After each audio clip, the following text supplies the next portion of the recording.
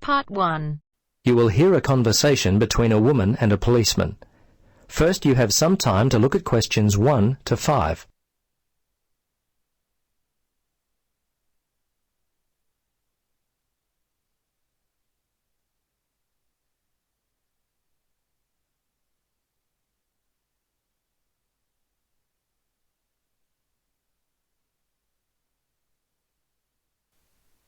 Now, listen carefully and answer questions 1 to 5. Good morning, Bumley Police Station. How can I help you? Yes, I need to report a stolen bag. Just a moment and I'll put you through to Lost and Stolen Property. Hello, Sergeant Rhodes speaking. Can I help you? Yes, hello. I'd like to report a stolen bag. Okay, a stolen bag. We've been getting a lot of these lately. I'll need to get some details. Let's see, when was the last time you had your bag? Well, about 2 hours ago. I just can't believe this has happened. I take it everywhere with me. It was given to me as a graduation present. I'm just so upset. Yes, I know. It's very frustrating. It seems like I put it down for a second, and then it was gone. Yes. Look, the good news is that most of the stolen bags in our area are found, usually without the money. So I'd be surprised if you don't get it back later. Tell me, what does the bag look like? Well, it's dark blue, cylindrical. It has 2 carry handles either side of a zipper on top. The zipper actually runs the length of the bag. It's a Vitoli bag. Okay. Are there any other identifying marks on the bag? Things that would be unique to it. Name tags, scuff marks, that kind of thing. Well, not really. There are a couple of scratches in the top left corner on one side of the bag near the handle, and I think another one in the opposite corner. Okay. Scratches on opposite corners. Now, where were you when the bag went missing? Well, I remember the time. It was 12:15. Oh, no, actually, it was a bit after that, more like 12:25, because I was supposed to meet one of my friends for lunch at 12:30. Anyway, I was standing outside the supermarket when all of a sudden a group of teenagers came walking past. They must have been heading towards the cinema. They seemed to be in a hurry and probably late for the movie, so I stepped aside to let them by. When they'd passed by, I reached down to pick up my bag, and it was gone. I see. Now, can you remember the contents of the bag? Yes, let's see, my passport and some traveler's checks. Fortunately, I was carrying my camera, and I had my wallet in my pocket. They're the main valuable things. Okay. Anything else at all? Let's see. No, I think that was it. Oh, a few pens, but that's all really. As I say, nothing of real value. Okay. I'm going to have to get your details. Are you here on holiday? Yes, as a matter of fact, I am. I'm visiting from Canada. I've been here for 3 weeks already, but I'll be here for another month.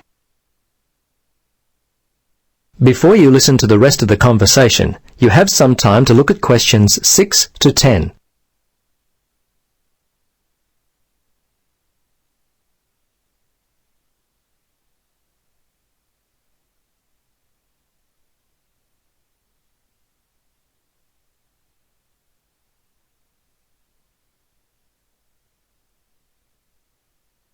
Now listen and answer questions 6 to 10. Now, have you contacted your credit card company? Yes, I did that immediately. They were very helpful. I still can't believe this could happen to me, and while I'm supposed to be enjoying myself on holiday. Yes, it's a real disappointment, whether you're on holiday or not. Yeah, thieves strike when you least expect it. Anyway, I need to take down your particulars. What's your name then? Yes, my name is Helen Reddy. That's Ready. My address is, well, the place where I'm staying here is The Palms, Unit 14, 75 Paradise Avenue. Okay, I may need your home address in Canada, but I'll get that more towards the time you're going to leave. What about the telephone? What number will I be able to reach you on? Yes, it's 455-91332. Okay, 455-91332. And how much do you think the bag and contents are worth? Well, it's not really a big cost. Probably only $100. It's the inconvenience of it all. I understand. Look, we have a lot of lost or stolen property recovered daily. Come by the station tomorrow and have a look. As I said, there's a high chance that we'll get the bag back. Your passport at the very least. Okay, thanks for your help. See you tomorrow then. Bye. Yes, bye. That is the end of part 1. You now have half a minute to check your answers.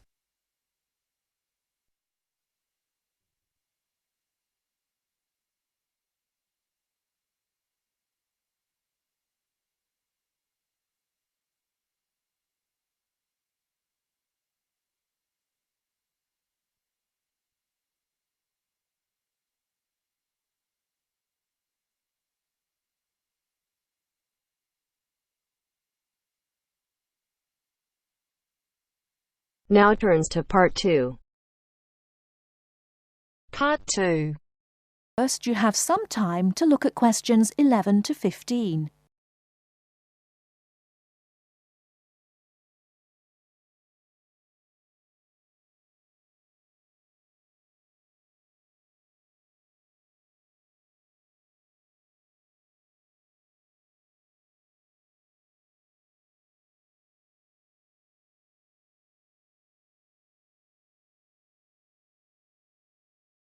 Now, listen carefully and answer questions 11 to 15.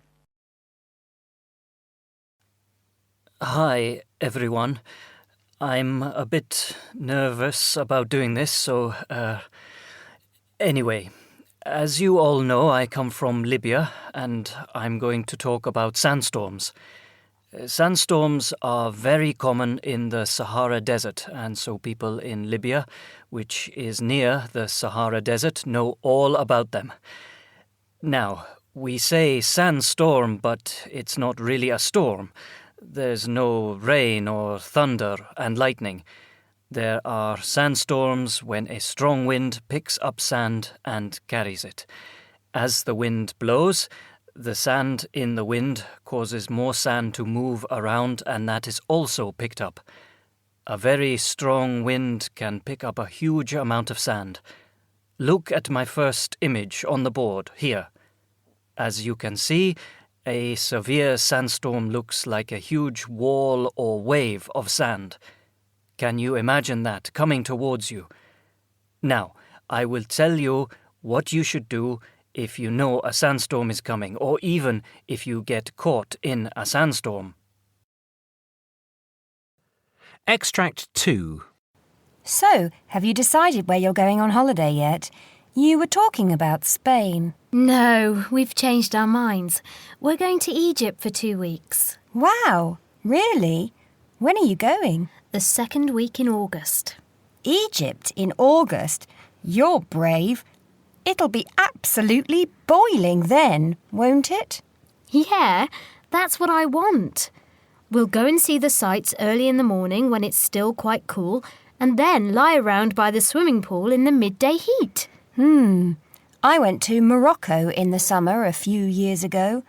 I couldn't sleep until about 2 in the morning.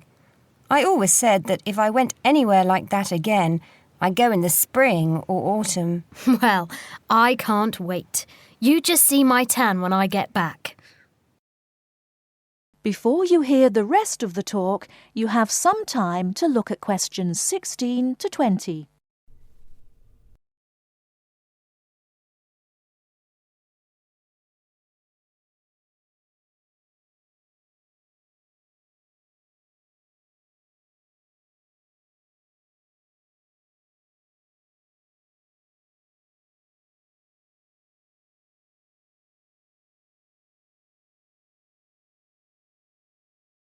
Now listen and answer questions 16 to 20. Good evening, Professor Drake, and welcome to the programme. Good evening.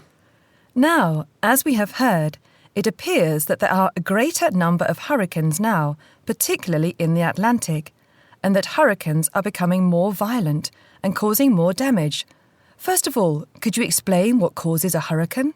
Yes, certainly. Hurricanes, or tropical cyclones as they are also known, are really huge storms, or a number of storms that occur together within a small area. They are caused by low pressure and moist air rising from the Earth's surface, usually the surface of the sea. As the moist air rises, it becomes warmer, and this is what forms the hurricane. If the hurricane is strong enough, it will develop an eye. The eye, which is circular, is at the centre of the hurricane and can be huge, 300 kilometres in diameter perhaps. The eye is usually calm. It is the area around the eye wall, where the storms occur. The eye wall surrounds the eye like the wall of a huge vertical passage, and is made up of the strong winds that cause the damage when the hurricane passes over land. Spreading out from the eye wall is the vast area of clouds and rain that we call the rain bands. These rain bands can spread for hundreds of kilometres. Thank you for that, Professor. Now, why is it that the world is experiencing a greater... Extract 4. Floods occur when the water level rises in an area where there was previously little or no water. Floods can be dramatic. They occur suddenly and the water level rises quickly. Or creeping, the water level rises over a longer period of time. They occur either because there is a larger amount of rainfall in an area than is usual, or because ice melts. Floods generally cause damage and negatively affect the economy of an area, but they can also be beneficial. The River Nile floods annually, and the water brings nutrients to the soil in surrounding fields. This, of course, means better crops. Most floods occur naturally, but they can be...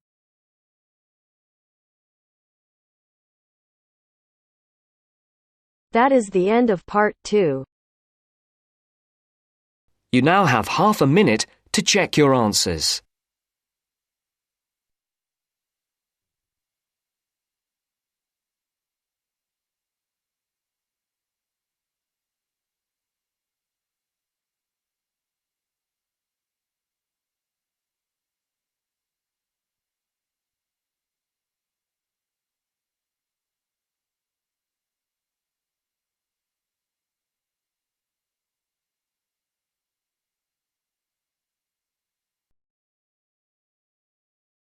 Part 3. Now turns to part 3. Mr. Bob Ross called while Mr. David Morris was not in the office. His secretary answered the phone and took a message for him. As you listen to the phone call, look at the message form and fill in it with the information you need. First, you will have some time to look at questions 21 to 26.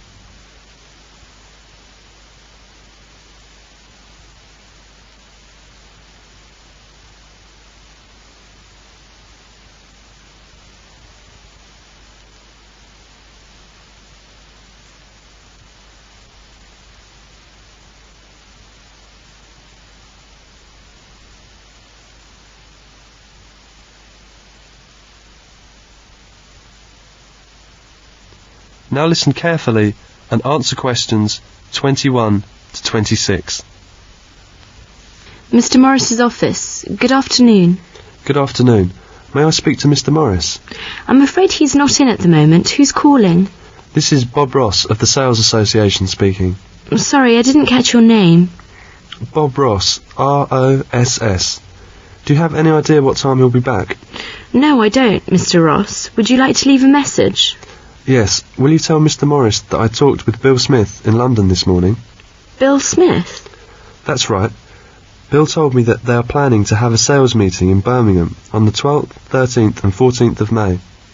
Yes, I have that. Birmingham, May the 12th, 13th and 14th. Right, and tell him that Bill said that they would like to have Mr. Morris speak to the group on the morning of the 12th.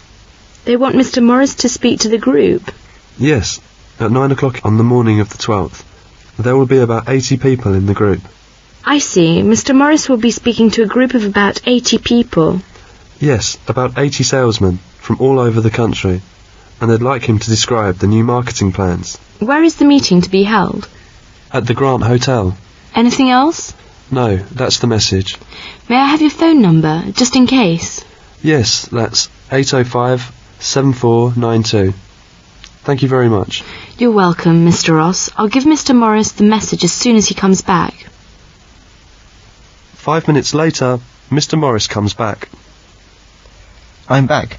Did I have any calls? Yes, Mr. Hill called. He didn't leave a message. He said he'd call back tomorrow morning, and James Turner called twice. He's anxious to talk with you. He'd like you to call him as soon as you can. Did he leave a number? Yes, here it is. And Mr. Ross called just a few minutes ago. Did he want me to call him back? No, he left a message for you. Here it is. Mr. Morris called James Turner as soon as he came back. As you listen, complete the notes by writing no more than 3 words on each line. Now you will have some time to look at questions 27 to 30.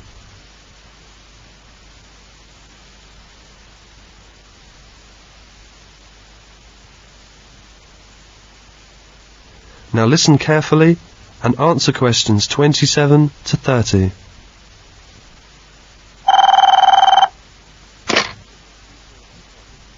One 1562488. Could I speak to Mr. Turner, please? Speaking. Oh, it's you, James, is it? David here. Oh, hello, David. My secretary told me that you had called twice. Is there anything important? Yes, it looks as if I won't be able to keep the appointment we made. That was to be on Thursday, wasn't it? Yes, I'm so sorry. My uncle is arriving from America that afternoon, and we're having a party in the evening. You know, a big family party. I see. But could we meet on Friday or Saturday? Or would you prefer the beginning of next week? Afraid I'm tied up at the weekend. And let me just check. Monday would be alright, I think. Monday's okay for me too. Oh, good. Shall we say the same time as we arranged? Could you come here at 11 o'clock? I'll show you round our place. We could have lunch together and then work out the terms of our contract in the afternoon. Yes, fine. I'll just note it down in my diary. That's Monday the 24th of April. Right, I'll be at your place at 11 o'clock. Hope I haven't messed up your arrangements too much. Oh no, these things happen, don't they?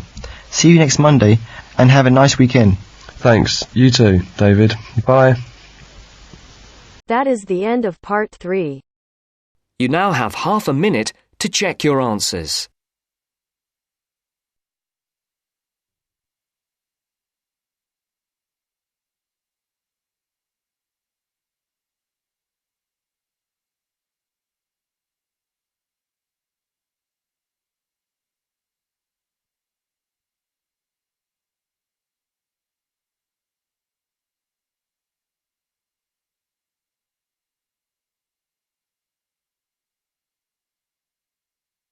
Now turns to part 4.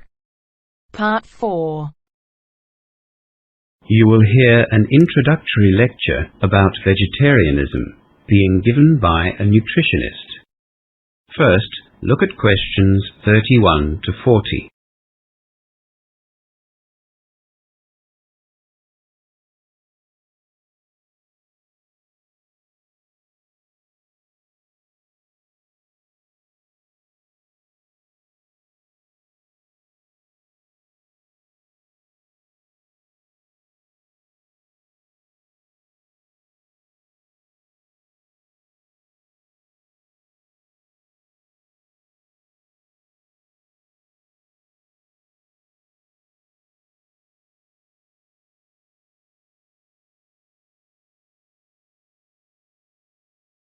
Now listen to the lecture and answer questions 31 to 40. You will all have a vague understanding of what being a vegetarian is all about. Vegetarianism has been practiced for thousands of years. The simplest definition is someone who doesn't eat meat, of course. But does abstaining from eating meat include seafood and chicken? The fact of the matter is that people adopt the label vegetarian but still eat meat, at least to varying degrees. Within true vegetarianism, that is where a vegetarian is someone who doesn't eat any meat at all, there are 3 subgroups. A lacto-ovo-vegetarian eats no meat but does consume dairy products and eggs. The second subgroup, lacto-vegetarians, also don't eat meat, but while they will consume dairy products, they don't eat eggs. And then, of course, there are vegans, people with a strict vegetarian diet that don't eat any animal product or byproduct, including honey. In fact, they don't even wear woolen, leather, or silk garments. So just keep in mind that there is an obvious sliding scale here when people talk about vegetarianism. There are those that perhaps like to think of themselves as vegetarian just because they don't eat red meat, right through to those strict vegans who will only eat vegetables, fruit, beans, or pulses. That is, food that has been grown. For our purposes today, we'll be talking about vegetarians as those people who don't eat any form of meat at all, red meat, fish, or poultry, but do use dairy products and eggs. Lacto-vegetarians and vegans are not in the majority anyway. With that definition in mind, let's review the myriad of reasons given for adopting a vegetarian diet. These include all sorts of preposterous theories that claim all humans should be vegetarian simply because it's natural, or that humans are naturally vegetarian because biologically we resemble plant eaters. In the real world, vegetarians, generally speaking, accept that humans are omnivores. They are capable of eating both plant and meat foods. Statistics show that the majority of vegetarians have adopted a vegetarian diet because of their religious beliefs, as in the case of Hindus and Buddhists, for example, or because of health-related concerns. That is, they see vegetarianism as a healthier alternative. Look, that's not to say there aren't other reasons.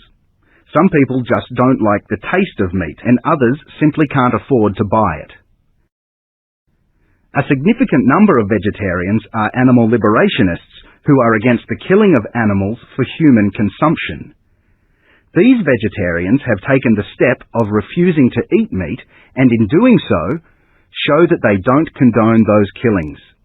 They see the whole industry as barbaric. In the past, at least in my social circle, such a cause was seen as noble, and many of us held vegetarians in high regard. They lived up to their beliefs. In more recent times, as we see the disastrous impact of introduced hooved animals on lands and the amount of resources used to feed stock at the expense of using arable land for crops, their noble cause has been ecologically justified as well. Land resources, and arable lands in particular, are scarce and becoming scarcer. Perhaps it is wrong to allocate these resources to raising those animals which provide us with a food source that we can live without. But is this the case? Can we live without meat in our diet?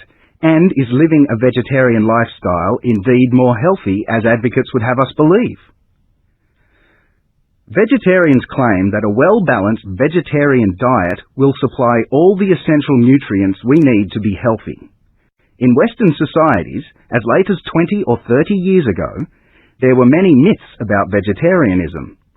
Those switching to vegetarianism would be warned about serious vitamin deficiencies. Statistically, though, the vegetarians are supported in their claim that vegetarians are healthier than meat eaters.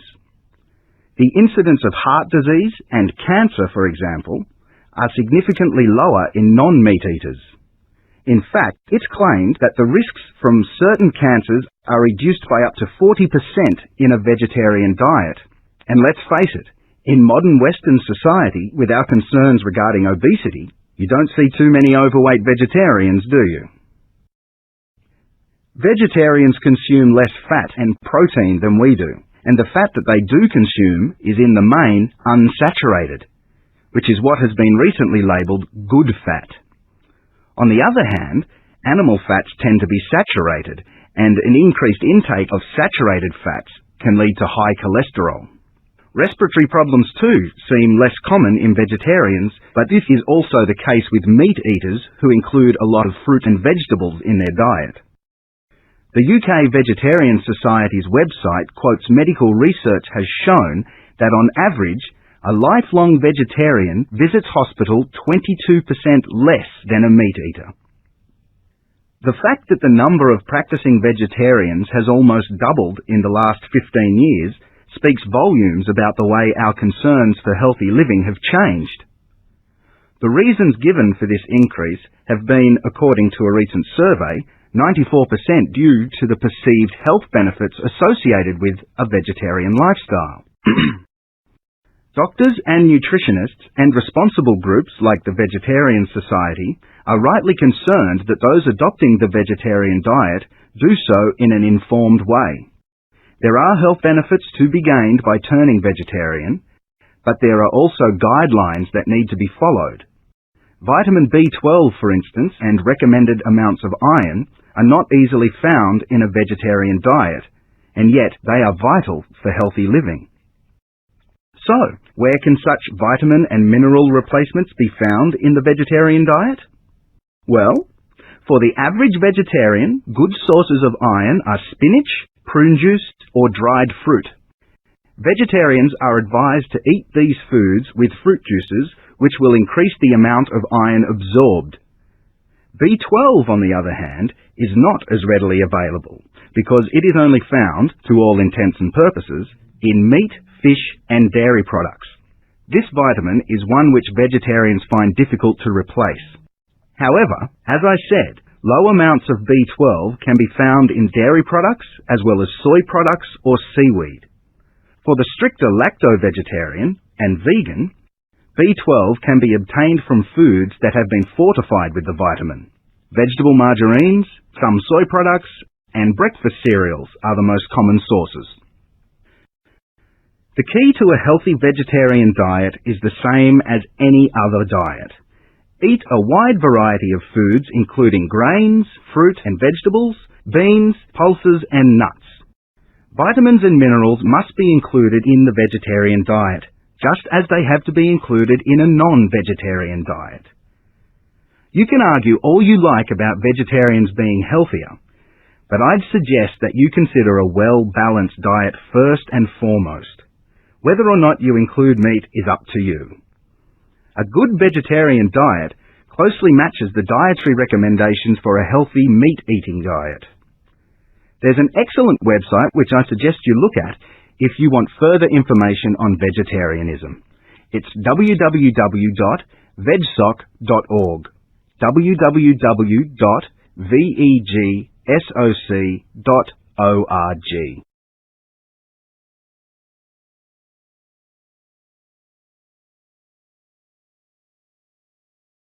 You now have half a minute to check your answers. That is the end of part 4. You now have half a minute to check your answers.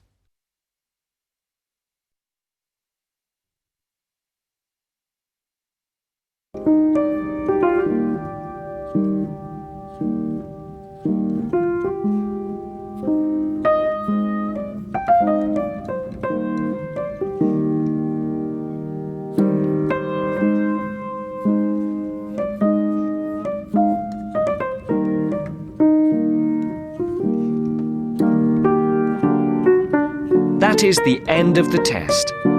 You now have 10 minutes to transfer your answers to your Ielts listening answer sheet.